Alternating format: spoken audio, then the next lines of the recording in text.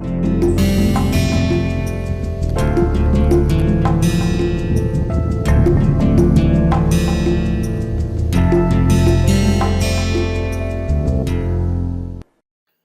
and welcome to another lecture session of Introduction to Astrophysical Fluids.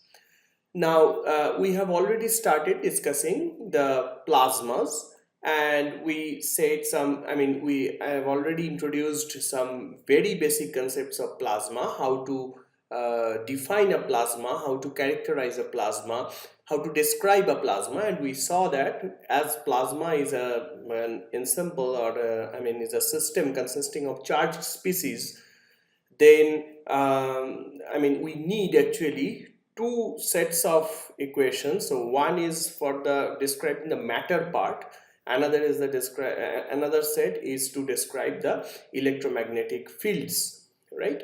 And for electromagnetic fields, we know that we have, of course, the Maxwell's equations. There is no ambiguity about that.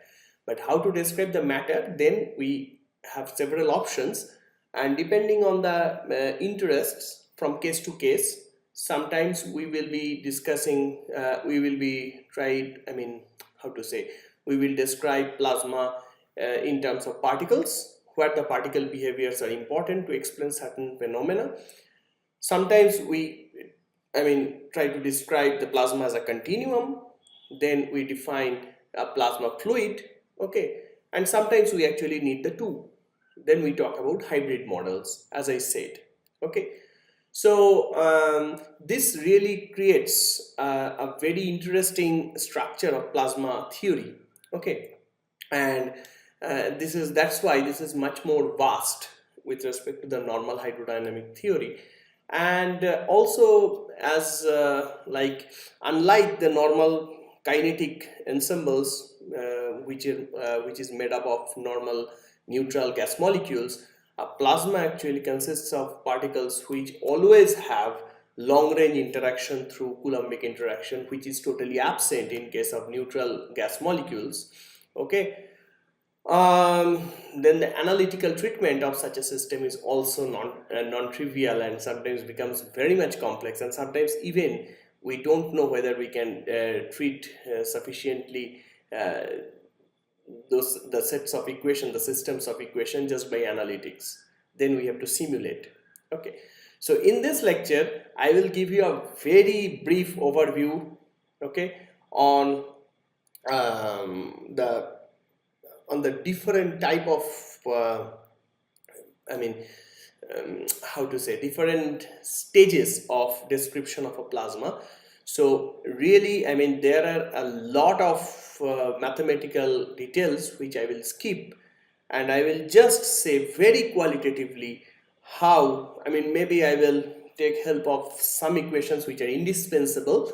Otherwise, it will be mostly a very superficial guided tour from kinetic aspect to the fluid aspect, okay. And finally, our interest is to talk about the fluid models, okay, and the corresponding utilities, or corresponding importance or applications in case of space and astrophysical context, okay. So if you remember that we will just proceed as we did for normal hydrodynamic case, that we consider even for a plasma that it is an ensemble of n particles, okay, but these n particles can be charged, okay, that is the thing. And we consider the gamma space. Now if you remember from the very lectures of the first week of this course, so gamma space is the whole system configuration space where every single point, so gamma space, for example, for a system with n particles, and each particle has, for example, 3 degrees of freedom in space and 3 velocity component. So a gamma space will be in general of 6 n dimensions, right? And plus, if you want to include time as one dimension, then this will be 6n plus 1. Otherwise, you just say my gamma space is 6n dimension and time acts as a parameter, okay. So in the gamma space, the total system configuration at one instant is presented by one single point in the space, Okay, and we can also just as you know that we can define rho n, which is the density of these ensemble points. Okay, then we know that we can also create ensembles. Okay, so and ensemble is nothing but I mean, how to say, a collection of points, where collection of points I mean just I mean describing the same type of system, only differing from each other by the choice of initial conditions. Okay, so then rho n we can define to be the density of such ensemble points, and this rho n is of course a function of x1 u1 up to xn un and time as well. Okay, so every variable has three components because these are vectors. So we have 2n such variables, so it will have 6n and then t. Okay, now since I mean, unlike a normal system of gas molecules, neutral gas molecules, here always one charged species is acting with the other by Coulombic interaction. Okay, then we actually will be interested to find the joint probability, because the one particle's velocity and position is always governed by another particle. Okay, so for example, if this one is getting closer to this one, okay, irrespective of whether these are, I mean, of the other, irrespective of the positions and the velocities of the other particle, there will be some effect as well. Of course, we know from our previous discussion that if the particle is, these two particles are very far away, so that this particle is actually screened by its neighboring particles, then the effect of this particle to this particle is negligible. But in general, we cannot neglect the effect of any arbitrary particle with the other. And then we will be interested to find the joint probability to say that which is Fk. So Fk is a joint probability distribution, so which is a function of x1 u1, x2 u2, and also xk uk and t. Okay, so joint probability distributions is such that, I mean, so this is what? So this is simply the probability that the particle 1 to k have coordinates x1 u1. I mean, for example, if we label the particles, for example, 1 2, okay, let me just use this one, we just label the particles 1 2 3 4 like this, then this joint probability distribution just says that this is the probability distribution, so that the particle 1 is at x1 u1 at a given time. Okay, there should be, I mean, we are talking about something which is simultaneously occurring, and particle 2 will be at x2 u2, particle 3 will be at x3 u3, and particle k will be at xk uk. If we specify this, all these things, then the question is that what is the probability that these I mean, these positions and velocity are attained simultaneously. Okay, and so we can just say that, let's say we have n particles. Okay, and from n particles we just say that we are just interested in k particles out of n whose velocity and position we have designated already, and we want to know the joint probability distribution, so that they have this pre-designated positions and velocities at a given time. But all the other particles, for example, particles k plus 1 to n, all the n minus k particles, they can be at any position and velocity. Okay, so if it is the case, then of course we know this is given by this one is given by is equal to v to the power k. Okay, integration over, okay, so this is something, okay, I have to tell you. So rho to the power, so v to the power k integration over, so this is the volume, okay, rho n dx k plus 1 du k plus 1 up to dxn u dun, where all this k plus 1, I mean all these things can vary from minus infinity to plus infinity, right? Because they can have any position and momentum. That is the story for the rest n minus k particles. Is it clear? Okay. Then the thing is that, I mean, if we recall the lectures of the first week, then we can write a Hamiltonian for the macroscopic level ensemble of plasma particles, because there is, at microscopic level, there is no dissipative force, okay. All the fundamental forces are there and they are actually conserving energy, so we can write a Hamiltonian for the system.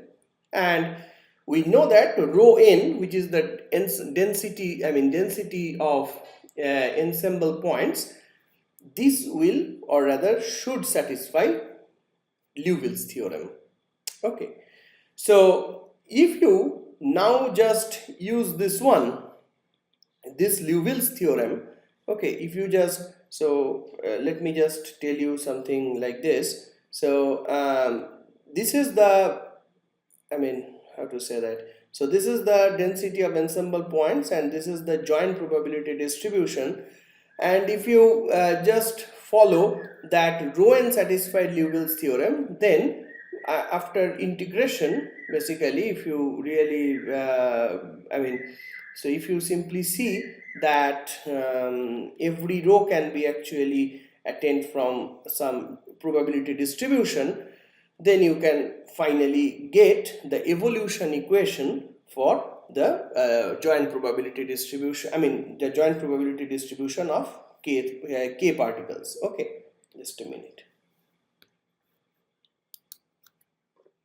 So once again, this Vk is simply introduced just for the normalization purpose, and Vk is nothing but the volume, I mean how to say, occupied by k particles. Okay, those k particles for which we are like now interested with a designated position and velocity. And then from this one, okay, you have to actually just follow the same rule as we did for normal hydrodynamic case, and then you just take this, you just can get this type of equation.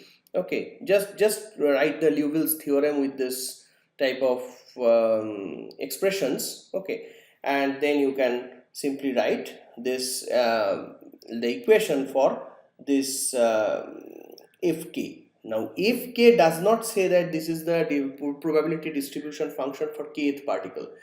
This is a bit confusing here. So fk means this is the joint probability distribution of k particles, and if it is, for example, f1, that will be the distribution function of one single particle. If it is f2, then it will be the joint distribution function of two particles. If it is f3, then this will be the joint distribution function of three particles, this type of thing.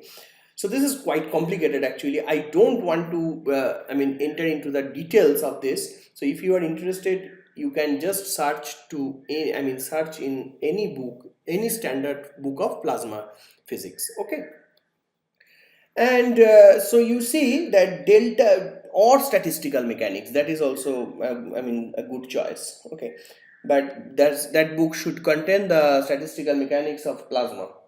Yeah.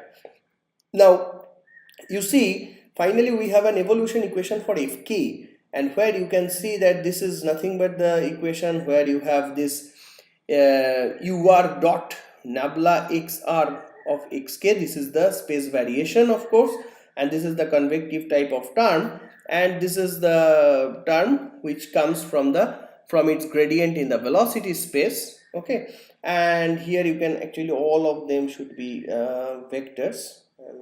Not very much correct in writing like this, so all these things are vector. Okay, and then you will see, so this is the force type of term. So this is a force term. Okay, and this is the velocity gradient of fk, and this one basically comes as an extra, and this one gives you the information about the fk plus 1. So it simply says that if you want to study the evolution equation for fk, that means, let's say, if you are interested to study the evolution equation of f1, that means how does the single particle distribution function evolve in time.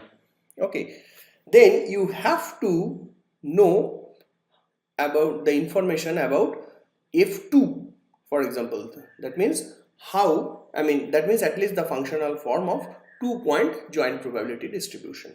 Okay, the same thing, if you want to know del t of f2, you have to know about f3, and so on. So this gives us a hierarchy of equations, and this is known as BBGKY hierarchy. Okay, there are 5 scientists, so you just search their names. That's you to do that. Okay, and then you will see that this basically creates a problem in closing the systems of equation, because at every point, if the evolution equation of kth of the distribution function of k particles include the distribution, the knowledge, or needs the knowledge of distribution function, joint distribution function of k plus 1 particles. Okay, so this is true. So that's what I said here. The evolution equation of f1 contains f2, and also del t f2 contains f3, and so on. So finally we have a problem in closing. Okay, so sometimes if you now just you can write, or rather you can express f2 in terms of f1 and the 2 particle interaction. So you can write always the joint probability distribution of 2 particles which are interacting with each other as a sum of 2 terms. This one is just the probability distribution, this one is the product of the 2 probability distributions of single particles. That means this one survives only this one survives if the 2 particles are independent. Now this one is non-zero, only 2 particles are interacting with each other, right? So this one, so when the first particle density and momentum and velocity are independent of that part, the second particle's momentum and velocity, position and velocity, then this one will be the only joint distribution function. So that is just for the independent, like the independent events. Okay, now this one is the interaction part, and this one is non-trivial to understand or non-trivial to determine. Okay, so for example, if we just say that if we are interested in first particle and second particle, this is the level number of the particles, then that will be equal to, so f2 of 1 and 2 will be simply f11 and f22 plus g12. Okay, similarly you can think of the joint distribution function of 3 particles, 1 2 3. Then you have the first term which designates the product of the 3. That means if the 3 particles are non-interacting, then their joint distribution function would be simply this. Then f1 should be multiplied with this one. That means that if 2 3 are interacting but they are independent of 1, this is the case. Then if 3 1 are interacting but they are independent of 2, and if 1 2 are interacting but they are independent of 3, all these things are summed, because they are the net effect and they are actually mutually exclusive. So the total possibility will be the sum of the 3, and finally there is a possibility that all the 3 particles are mutually interacting. Then you have H1 2 3.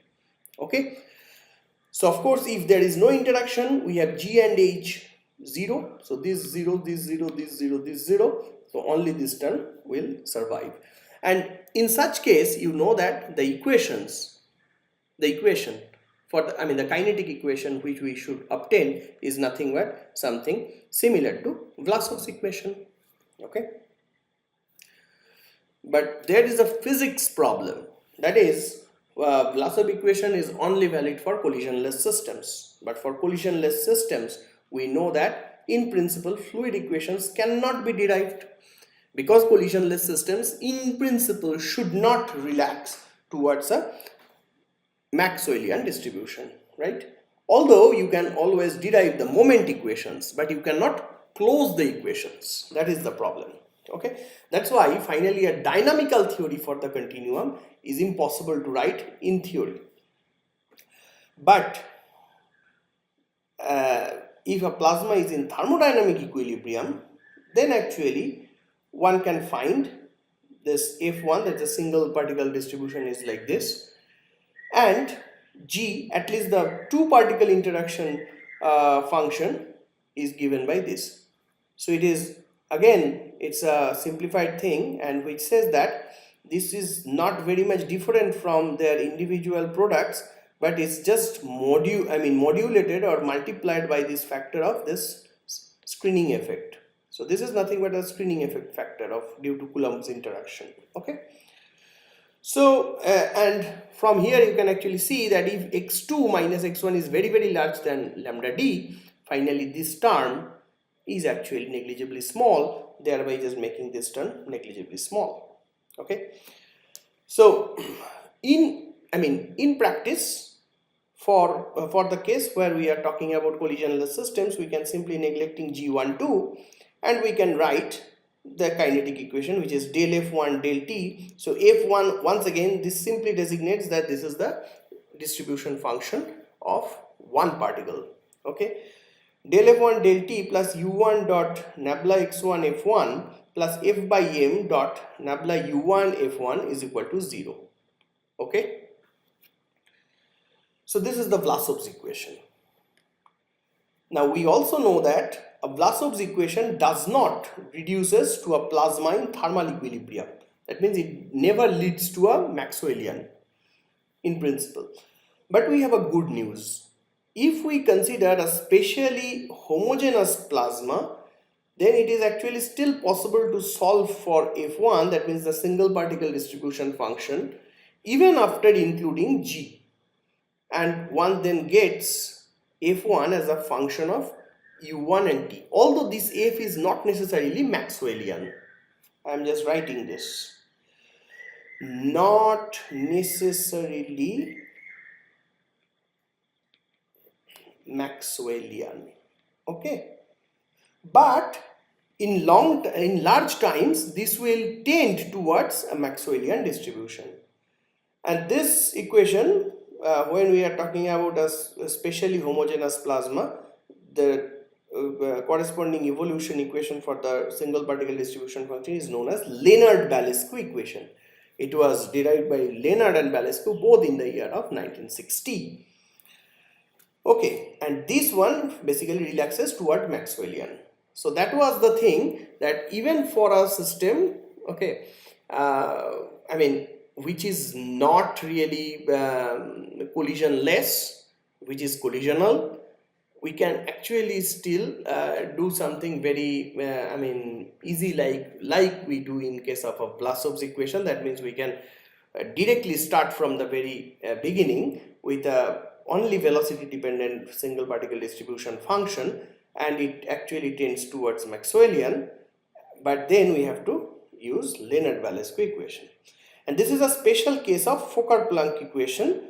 Fokker-Planck equation is a class of equations where collision is not neglected at all, but it is modeled as a diffusion in velocity space. Okay. Once again, Fokker-Planck equation is very important for plasma physics in general, but for the current scope of this course, well, it is just I am giving you as an information. If you are interested, you can search further. Okay. Now, so that we said that how to do this, analytically how to simplify a plasma just by assuming this to be spatially homogeneous. Now, for a collisional non-Vlasov plasma, that means a collisional plasma which actually should really relax to a Maxwellian distribution, we can effectively think to derive fluid equations from Vlasov equation as well. Okay, we don't have to go through Leonard-Balescu, but directly Vlasov's equation under a certain condition where we are considering perturbations of very high frequency. And that means within this perturbation time period, almost no collisions are there. So the system is very much collisional, but finally we can still consider our basic kinetic equations to be Vlasov's equation just by thinking that the frequency of the perturbation is a very high value. Okay, so the period is very small.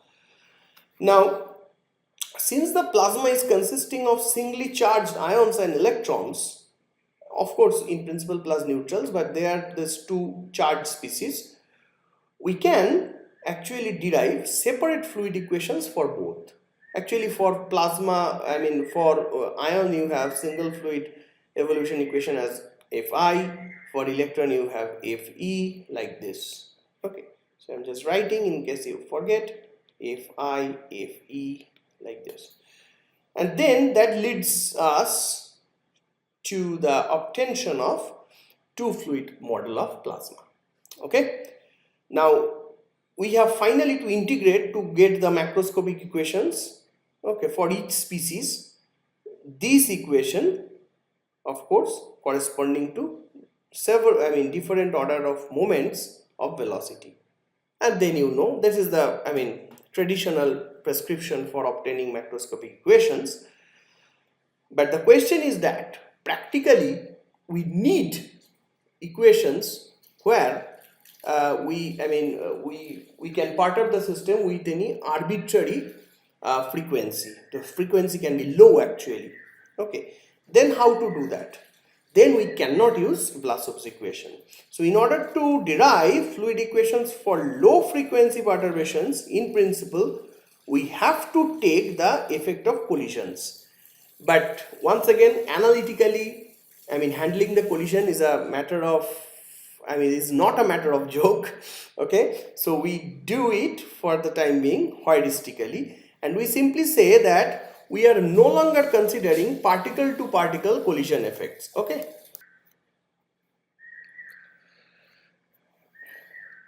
so what we do actually, we think that the particle to particle collisions are no longer considered here. Okay, what we consider is a very simplistic picture of the collision, and we say that we are more interested in the global effect of the collision. Then we just say that the collision effect, okay, at least the level of collision effect of the collision where we are interested is just the momentum exchange between the whole ion population and the whole electron population due to their difference in the bulk velocities or the fluid velocities. So for every charged species you can actually define or derive a macroscopic velocity or fluid velocity. Okay, and if you can do that, simply there will be a discrepancy in the fluid velocities of the electron population and the ion population, and since the electrons are lighter in nature, when they will just encounter, okay, so once again this is something a very simplistic picture, and you can actually think like that. And so it is not really particle to particle collisions, but the global collision effect is that the total electrons are making a fluid, the ions are making a fluid, and one is coming across the other, and ions are mostly heavy. They have almost the same number density as that of electrons, at least nearly same, not necessarily exactly the same. And then, but ions are heavier, so electrons are just colliding with the ions and they are losing momentum. Okay, so they are then losing momentum. That's exactly the same thing when you have a, when you trigger, okay, shell in the, from your revolver or something. Okay, so a bullet, not, well, So that from a revolver you have a bullet. Okay, so if you hit the bullet and to let's say a wooden board or something, and the board is very massive. Okay, so what happens then? The the revolver simply, the bullet simply loses some amount of the momentum to this massive and all massive wooden board which is at rest. Here the ions are not at rest in general, but they are much more bulky, so electrons are much losing their momentum, okay, to this ion population. And we just say that this is only the case of the gross effect of the collision, this momentum exchange between the ion fluids and the electron fluids, although the real story of the collision is much more complicated. So in that case, what we can do, we can simply say that, just a minute before just going to that, it should not be, yeah, it should be ME as well. This is ME, the same amount, yeah. So here you see that the if you just consider this fact, then you will see that after a few steps of straightforward algebra, you can finally like derive the fluid equations for both the populations, and this effect of collision, which is of our primary interest here, is given by simply this. Okay, so this is just an exchange term of the electron and ion fluids once again. So now this thing is nothing but the inertia term. So this is ddt, that means there are two terms, del del t plus ve dot nabla ve, and of course there is vi dot nabla type of terms, so that you can easily understand. This is the electronic pressure, this is the ionic pressure. Okay, this is the Lorentz force on electrons, Lorentz force on the ions, and this is the momentum exchange terms. This is the same momentum basically. So one is ve minus vi, one is vi minus v. So simply, as you can see that here this will be minus, and this will be this will have a different sign. So this one is losing momentum, this one is gaining momentum in fact. Okay, this one is gaining, that means that electronic velocities are much more important than the ionic velocity, so that this total part is a gain in momentum for the ionic fluid. Okay, now up to that, this was the two fluid models. So we have two separate fluids, one for the electrons, one for the ions. Okay, then for strongly ionized plasma, in general what happens, that locally, even locally, Ni and Ne, they are very much close and almost equal, and then you can actually add and subtract those two equations to find a representative fluid, which is not a real fluid, but it's a representative fluid which globally represents the thing, and this is called a monofluid. Okay, monofluid model of the plasma. Then you do not have any longer the separate existence of the ionic electronic fluid or ionic fluid, but it's a representative global fluid whose variables then are defined by this type of thing. So the rho will simply be the common density times the total mass, the ionic mass part, ion mass plus mass of one ion plus mass of one electron. The velocity will simply be given by MI/NI/Vi plus ME/VE/NE by MI/NI and ME/NE, but since Ni and Ne they are the same, then actually one n is cancelled from numerator and denominator, and you can simply see this is the center of mass velocity. So pressure is just algebraic sum of the ionic pressure and the electronic pressure. Okay. Now finally, if you introduce this, and if you just so of course, although here you don't have to forget that here we are just talking in terms of the momentum evolution equation, but for every single species you have actually a continuity equation. But this continuity equation should not look like very simple as that. Actually, just because, I mean, it is too detailing, but I'm just saying that every continuity equation should look like this, plus divergence of, so for example, this is for the ions, Vi is equal to Si, where Si is the source of ions. So the source of ions are non-zero in a plasma, okay. But of course, if you are thinking that there is no longer production of ions and electrons, then this is also zero, okay. And the same thing for the electrons, you have an equation like this, and finally you add them up and you will get, if you do that algebra very carefully, you will see that it will give you a combined equation for the global monofluid variable. So you have a single fluid continuity equation.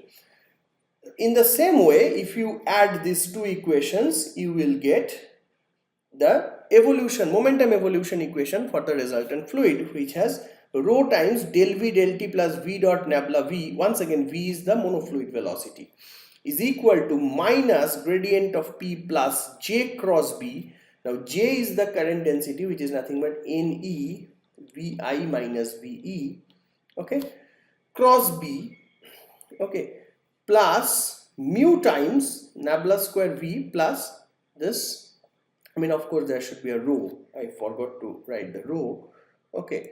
This is the body force. So body force terms actually I did not include here, but it can be included anytime, okay. I have just written because most of the cases in astrophysics we write this, okay. And then if you subtract these two equations, you will get, so if you add these two equations, you will get the evolution for this bulk velocity. If you subtract these two equations, as you can easily understand, you will get an evolution equation for the current.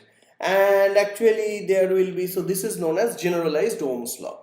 After doing some order analysis, which is not very simple, but okay, but they are sufficiently useful, okay, you can simplify considerably the total evolution equation, where finally the del J del T term is no longer existing, and it simply gives you a constraint between the EB and J field, and this is known as the very practical form of generalized Ohm's law. E plus V cross B is equal to J by sigma, okay. And you have your Faraday's law from Maxwell's equation, okay. So if you just replace your electric field by this equation, you will simply get something like this: del B del T is equal to curl of V cross B plus curl of B, because mu 0 sigma, because curl of B is equal to mu 0 J, okay, since the displacement current is neglected here. And if you again do expand this, you will simply have something like minus nabla square B by mu 0 sigma, and then this 1 by mu 0 sigma you can call eta. That we as we will discuss in the next lecture, that will be the magnetic diffusivity. Now for the closure, we can again go to the energy equation as we did it for normal fluids, but we can also close, for the simplicity, at least for our astrophysical context, close the system at this position just by saying that this is polytropic in nature, okay. Now you see that these total sets of equation, they are called the monofluid equations of a plasma, or the magnetohydrodynamics equation. Why magnetohydrodynamics? Because they are the charge densities, they are very equal, so locally the electric force part is absent. So you see that there in the Lorentz force component, there is no electrostatic part. So only magnetic part is there. That's why we are actually saying, and actually even in this case you can easily see that the total E is also removed by V cross B and some nabla square type B times eta. Okay, so we don't need the information about electric field when we are talking about this magnetohydrodynamics. That's why it is called magnetohydrodynamics and not electromagnetohydrodynamics. Okay, so last thing is that it is useful to understand that so magnetohydrodynamic model is actually valid. So let's say if our system is such that the ions are not actually moving, then what will happen, that the electrons are primarily moving, and then the fluid is no longer a monofluid model. Okay, then this is not possible to to maintain the charge quasi-neutrality at every point in space. So what do we do? So this is also, not charge neutrality actually. This is also the equality in the number density at every point in the flow. Okay. So in the plasma. So what is needed? It is needed that, so if you just try to understand the physical part, that so that the charge neutrality or the number density equality is maintained very properly at every point in space, the requirement is that the ions, we should be interested in such length scales and in such time scales in which the bulky ions are also moving, and when the ions are moving, the electrons are actually following them. If this is true, then only we can talk about the charge neutrality at every point, or the equality in number density. And this is only possible when we are interested in the length scales beyond the so-called ion inertial length scale. So ion inertial length scale is the length scale beyond which you can see the ion particles to move. Let's say, let me just give you an example, and okay, for the time scale it is the same. You have to be interested in a time scale which is greater than the 1 by the plasma frequency time scale. Okay, the electronic plasma frequency time scale. So just I am giving you an example. Let's say you and some of your friends are going to just to walk, okay, in a garden, and one of your friend has a problem in leg. Maybe he has been injured. Okay, so he cannot walk today for some reason, and he cannot put the rhythm with the others. Now then, if you just say, okay, no problem, okay, there can be two approaches. One is that you just say, oh, we don't care about this person, okay, and we just maintain our original rhythm of walking, then he will be lagged behind. Now if you say, okay, hey, we are all friends and we have to take care of this guy, so we will go together today. So everyone actually say that, okay, we are not in hurry, so no problem, so we should go together. Then everyone is actually waiting till your friend is moving. Okay, so this is when you are waiting. So that means actually you are waiting for a long time. Your waiting period is long. So your movement is also getting slowed down, right? So that is the essence of magnetohydrodynamics. Now you can say that, okay, we have the intelligence or smartness, we have to slow down, but how do electrons do? So actually what happens, that electrons are not slowing down their movements, but their movements are much more, so they have some drift motion, but their movements are much more thermally dominated, because they are always, their temperature is high and their mobility is very high. So they are mostly, randomly moving. So what happens if you are actually waiting for a very long time, the ions are moving in a specific direction, okay, due to its inertia, in a specific direction a bit. Electrons, what happens, that they are, in the meantime, they are moving here and there. But if it is so, if we were waiting for long, basically the random motions with respect to the ions is becoming negligibly small. It's almost about when you are just checking the motion of the seconds, the motion of the hour's hand. Okay, then what happens? And then you see that, okay, when the 1 hour is completed, then again the seconds motion, okay, is again getting up, to its original position. It doesn't say that the second was slowed down or it did not move at all. That simply means that in the whole period or whole interval of time, its movement is averaged out.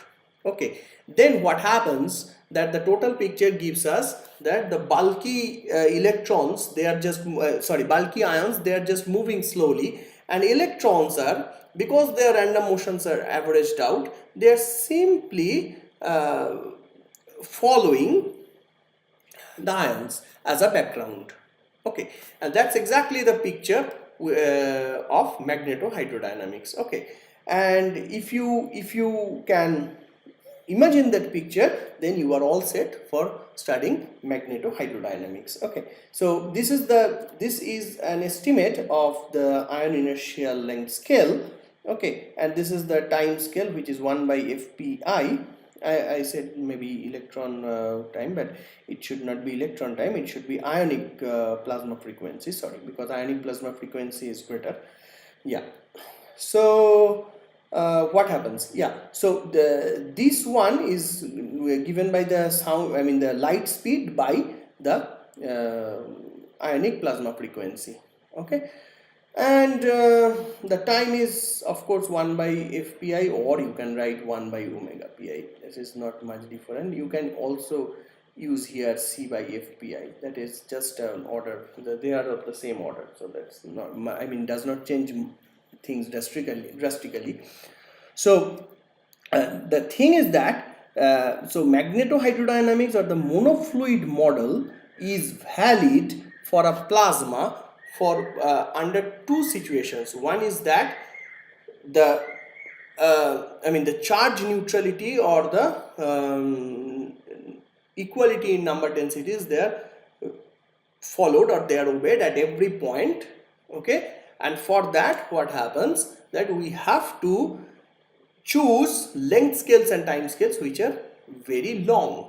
Okay, and as you will see that it is simply saying that, or the perturbations. So in magnetohydrodynamics is the regime where we are only interested in the low frequency of the perturbations. Okay, and or large scales, and the same thing actually happens when we will talk about the turbulence. Okay, then of course we will not talk about the length scale, but we will talk about the fluctuation length scales. Okay, so this is all about the a very brief guided tour of from kinetic to the fluid theory and actually monofluid theory of magnetohydrodynamics. In the next lecture I will start discussing different properties of an MHD fluid and conservations, wave modes, etc. Okay, thank you very much.